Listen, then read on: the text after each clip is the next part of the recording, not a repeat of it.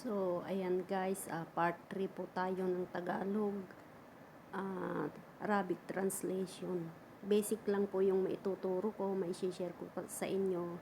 Kasi yun lang po ang nalalaman ko. Pagka po wala po akong ginagawa, yun na kapag naisisingit ko pong mag-video para may upload. Tapos, video lang po ako ng video. Tapos, pagka po nagkaroon po ng wifi, yun po, saka ko po inya-upload ng sabay-sabay. Kasi, ako po bumibili ng load ko pang internet.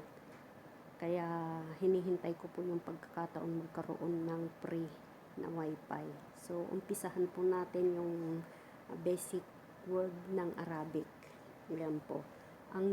Ito po, jadid, bago. Gadim, luma. Gaddam, harap. Wara, likod. Fok, taas. Tahat, baba. Barra, labas. Jua, loob.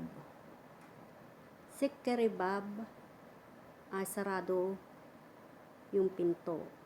Iftahil bab, buksan natin yung pinto. Walad, anak na lalaki. Bint, anak na babae. Baid, malayo.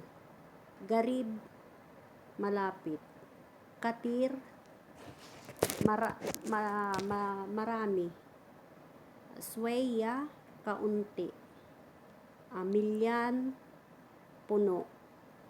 Fadi, walang laman. So, ayan mga kabayan, sana po nakatulong yung konting kaalaman na ito sa mga baguhan.